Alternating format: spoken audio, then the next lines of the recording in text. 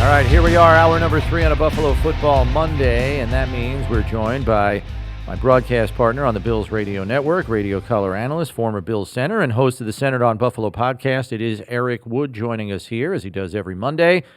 Eric, glad to see you got back okay from the game last night. Let's begin first with the first half of this football game. We'll save the officiating for a minute here. But the Eagles' game plan struck me as a very peculiar one in the first half. They tried to put the game on Jalen Hurts' arm more than on their ground game against a Bills run defense that is giving up 4.5 yards a carry. The running backs only carry it 7 times in the first half for the Eagles, but for 47 yards. I mean, it's over 6 yards a pop, and yet they don't run it more in the first half. How surprised were you by that approach, first and foremost? I was surprised by it. I mentioned it early in the game on the broadcast, Chris, when I said when Jalen Hurts went up to the line of scrimmage, the Bills had a 6-man box. I just assumed he was checking to a pass. Now, he was using R and L words. Oftentimes that can mean which way he's setting the protection, but I just assumed he'd be getting to a run call there versus some of those looks. It wasn't like the Bills were necessarily loading up the box consistently where he would be forced to throw it, and they had more advantageous matchups outside, and the pass rush was daunting on this Eagles offensive line in the first half. Leonard Floyd in particular, we mentioned early on that Lane Johnson being out of the game could be a big factor in this game. I read online, I didn't see this confirmed, but the point spread moved a half point. Generally, when an offensive lineman's out for a game, a point spread doesn't move, but it moved a half point when Lane Johnson was declared out, and Leonard Floyd from the get-go was giving Jack Driscoll fits, and he was constantly in the face of Jalen Hurts. Essentially, Leonard Floyd and the defensive line caused that first 3 and out of the game. And when we talked about second half adjustments and assuming that's what we're getting to and how it changed in the second half, I mentioned, Chris, I said the Bills just need to continue to stop the run. They have a 10-point lead, but this is an Eagles team that is going to get back to that ground game. They're going to sit in that locker room at halftime and say, hey, let's get to the ground game. And the chunk runs happened, and because of that, it opened up some passing lanes on that second level of the defense especially. Yeah, and I'll say this too, that the Eagles did, their offensive line is full of guys, but you got to know too, the Bills' offensive line really played well against an elite front. I thought they played maybe as good a game as they've played, as anybody's played against the Eagles this year. And it really showed where the strength of this club lies right now. It's in the front, those front 5 guys up front. They really played well against an elite defensive front. Josh Allen, being who he is, helped him a little bit, no question. But they ran the ball for $173 against the number 1 rushing team and rush defense in the league. I mean, what are we talking about here? I mean, this is a team in Buffalo that's got to be looking at itself in the mirror at 6-6 going, what happened? They truly are, because this offensive line is playing well. And, you know, Deion Dawkins, I've been bragging on him all year and actually texted with him a little bit this morning because the way that he pulls, especially across the formation, that is rare in football. We saw him out in front of a couple plays yesterday on toss cracks where he's going from his left tackle position and pulling out left. But the way he goes back right across the formation is unbelievable to me. It just doesn't happen very often, and it allows the other guys on the offensive line to have easier blocks because it's a little better angles when that guard is blocking back. Just forever when you ran trap plays and counters and power type plays, gap schemes, it's always been the guard pulling. Occasionally you'll pull the center. Well, Deion's so athletic that they can pull him all the way across the formation, and Spencer Brown as well, but they really like running it to the right and getting Deion pulling. I thought that Jalen Carter and Jordan Davis at times both had nice games. Osiris Torrance was beat a couple times. That's to be expected. You have a rookie guard against a couple really talented players inside, but for the most part, the pass protection was great yesterday. And even at times when Josh Allen was taking off and running on the non-designed quarterback runs, it wasn't necessarily because of immediate pressure. Oftentimes it would be him seeing man-to-man defense, understanding I can pick this up with my legs. And then, gosh, you get Josh Allen in space with defenders that could potentially slip because of the turf conditions. He was making guys miss in space all night. Some of the sharpest critics of the Bills have targeted the defense's inability to get a stop at the end of the football game. We know what happened at the end of regulation. In my estimation, the Bills get exactly what they want. They get them in a long down and distance situation. They get to a 3rd and 17, and they actually make an adjustment off a timeout, and instead of having Bernard pulled out of the middle of the field, opening themselves up to a Jalen Hurts draw, they just bump everybody out a spot. Benford goes out wide with the back.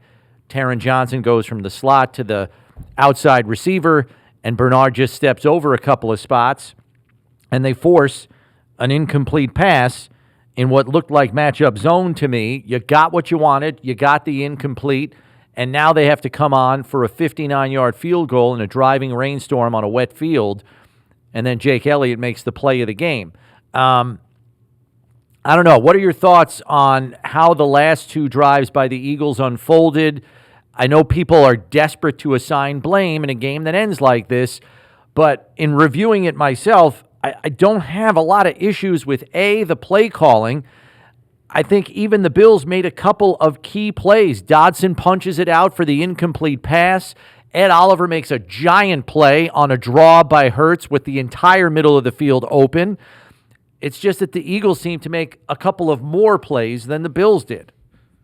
Yeah, they did. And it's easy to look back and say that the Bills should have been more aggressive defensively, not giving up maybe some easy yards early on in those drives, maybe with a little too much cushion on the outside. It's always easy to look back and say that now. And, to me, that guy makes a 59-yarder in the rain. I mean, it just seemed highly unlikely that was going to happen, but it did. It tied the game up. And then you can look back at the decision-making and say, man, Sean really should have kept that second time out, giving him a chance. And yes, I mean, it's very easy to sit here and say, go look for the points. And I've seen the reviews and the replays of the Detroit game Thanksgiving last year, where with just over 20 seconds, they were able to get down the field and hit that game-winning field goal. And so it's easy to say that now.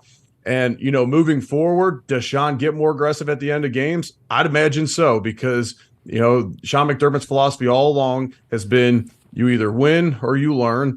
And I would assume what he's learning about his team is that in instances like that, it's going to be better off that I be aggressive. Now, Sean was super aggressive with a cover 0 call at the end that Jalen Hurts goes in for a QB draw touchdown. And I read afterwards where their left tackle was saying that, once we saw that look, we knew it was going to be a touchdown. Well, you know what? Early in the game, the Bills did the same thing to the Eagles and hit them with a quarterback draw that ends up being a walk-in. So it's always easy to say that afterwards. It was a well-timed play call by the Eagles. And so, yeah, I mean, it looks like now that the Bills are going to have to be a little more aggressive. But at times when Sean and this team has been aggressive, think back to the cover 0 blitz against Denver at the end, then you give up a big play down the field. And so, man, it's tough. It's hard to say tough luck, because in the NFL you create your own luck oftentimes, but to drill that 59-yarder at the end, to send it to OT, you have a miscommunication between Gabe and Josh, or else that game's over right there as well after the Eagles cover 0 blitzed you. Yeah, and the thing about I noticed, and when I first came on today, I kind of went off on a little rant right out of the gate about this team, this roster that Brandon Beane, Sean McDermott have assembled, and the talent they have, and the way they coach, the way they play with Josh at quarterback. Their margin of error in this Eagles game against the defending NFC champs, who are now 9-1, 10-1, 10-1, the best team in the league by far, with the best record anyway. The Bills' margin of error against that team was as wide as it could possibly be. They drop a touchdown pass on the opening drive. They get a turnover on a drive, and then they end up getting no points out of it. They get an egregious grounding penalty on Josh. They get a missed or ignored pass interference on a third down conversion. They're converting third and long time after time after time after time. They get this team down by 10 after going down 8 penalties, 9-1. 10-1. 10-1 in the first half. It could not have gone worse, and they got a 10-point lead with a drop touchdown. And they end up losing it the way they did in overtime. This team is so stacked and so talented and playing such a high level, and they can't get out of their own way. I mean, I know. Yeah, you're exactly right. 12 men on the field. I mean, and right. Then this thing last night, it's one thing after another. What is the systemic remedy for that? I wish I knew. I wish I knew. And, as I look back at that game, honestly, Steve, I was thinking the same thing. And I was, the Bills give up 30 points after halftime. And, that's an injury depleted defense. And you have Ed Oliver playing a majority of the snaps defensively. And he still makes a good play at the end. So you could say, hey, these guys were too wore out at the end of the game. You're not getting enough from some guys. And, Von Miller's coming off injury and you're not getting a production on the stat sheet from him. And then, that stretches a guy like Leonard Floyd to play maybe more than you'd like him to early on. And then late in the game, maybe he doesn't have that juice to get to the pass in the second half. I don't know exactly the answer other than the fact that this team sitting at 6-6 is a shame because they have built a great roster and they've made enough mistakes in games this year. Some of the times it's been turnovers. Yesterday, they only have one turnover, but you have 2 missed field goals that wipe out 6 points. A number of calls that could have gone other directions. I mean, you talk about the play where Dotson knocks it out at the end. 2 hours later, I'm watching Sunday Night Football at home, and that call goes the exact opposite way in a very similar fashion. And so, you have all these 50-50 plays throughout the season that essentially have gone against you. You're sitting here at a 6-6 record, and as I put on Twitter or X, whatever you call it now, that the Bills need to get on a roll. I mean, that's the only thing you can do. And everyone thinks I'm crazy, but I don't think it's unrealistic to say the Bills win 4 out of the next 5 or maybe even 5 of their next 5 games and get into the playoffs as the hottest team in the league. I think back to 2021, the Tampa Bay loss, and I know it's always easy to go back and cherry pick certain moments and say, this is similar. We could do the same thing again. But the Bills were sitting at 7-6 at that point when they lose at Tampa and they go on a roll and you're 13 seconds away from being the Super Bowl favorite in the AFC Championship game. Yeah.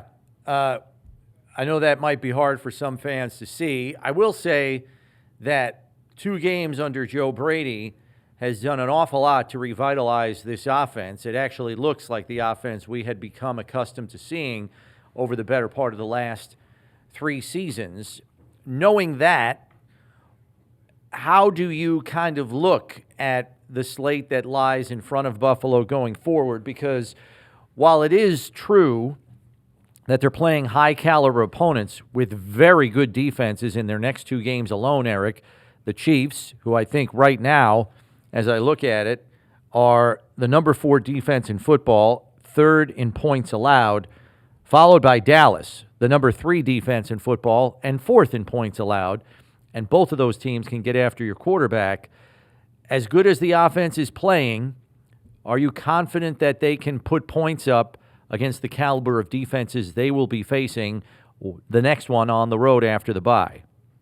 Yeah, I truly do. I think this offense can keep rolling. I think they're finding different answers. James Cook is coming into his own in the backfield. In my opinion, one of the better running backs in the league right now, especially when you consider what he can do out of the backfield catching the ball. And then you have the emergence of Kincaid, Shakir, against certain matchups. And, we talked about, Gabe Davis has no catches last week. Well, you didn't do a whole lot against the Jets the first time, but against certain matchups, or maybe it's just when Nance and Romo get around, even though he was there for the Nance and Romo were there also for the Jets game 2 weeks ago. But, you have a number of weapons offensively that I just feel like they can beat you in so many different ways. And now that Josh is being more aggressive with his legs as well, this is a dangerous offense that can build you a lead in any game. And I think what we talked about for a number of weeks, ever since the Jacksonville game, really, when we had the injuries added on top of the Tre'Davious White injury to Milano and to Daquan Jones, and then the injuries just kept coming, we said, look,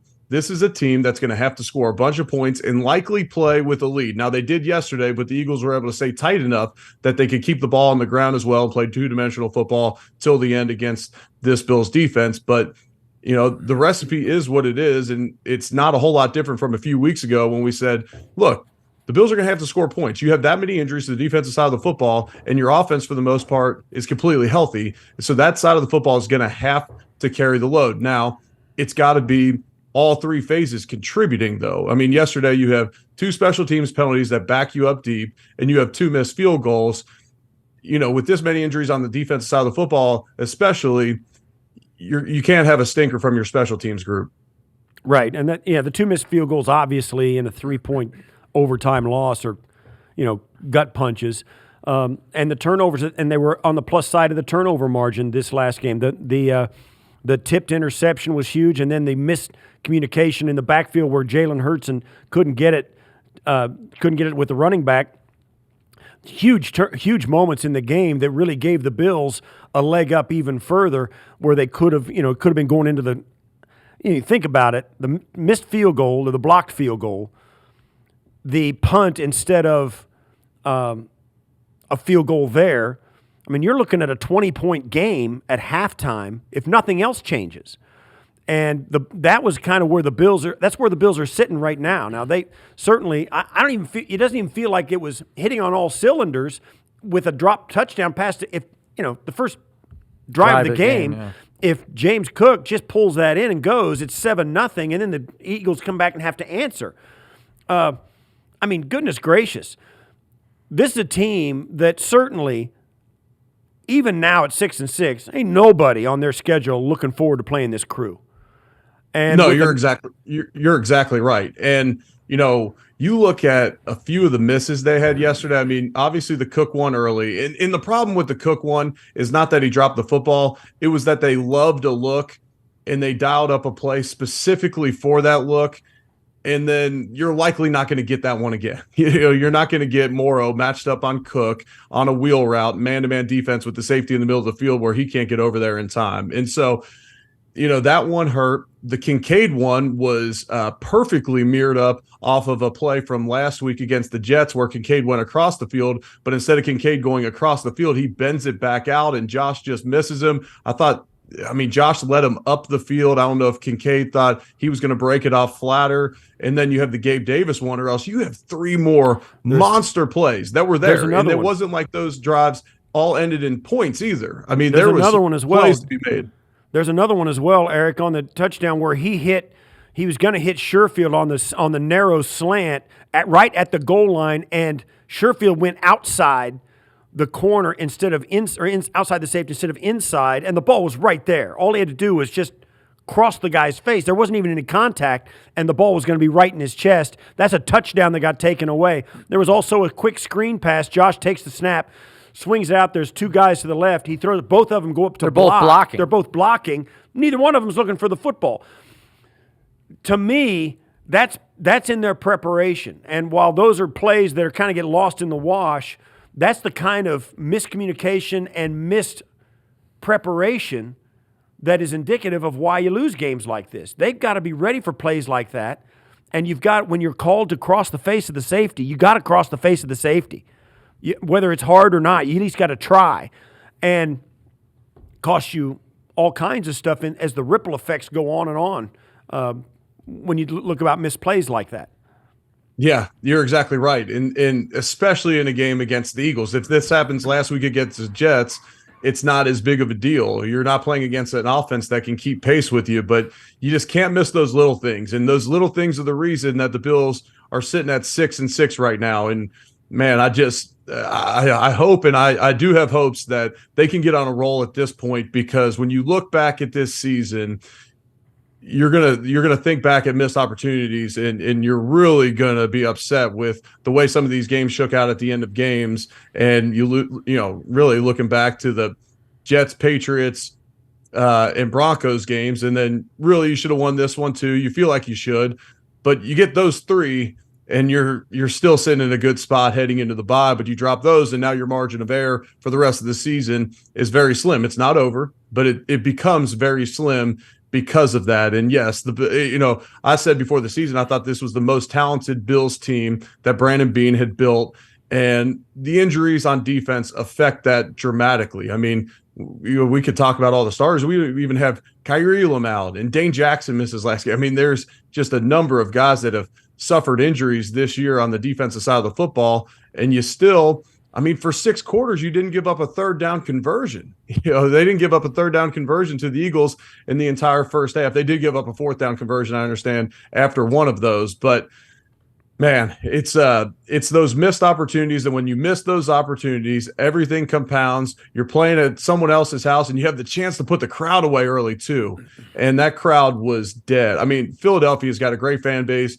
natural home field advantage based upon the noise in that stadium, but they had the crowd out of the game. Josh was just operating on a normal snap count for a majority of those kind of second and third quarters, but you let them get rolling and you miss on a few of those plays that we just mentioned. And then that crowd gets back into it. It becomes a lot more difficult to operate offensively.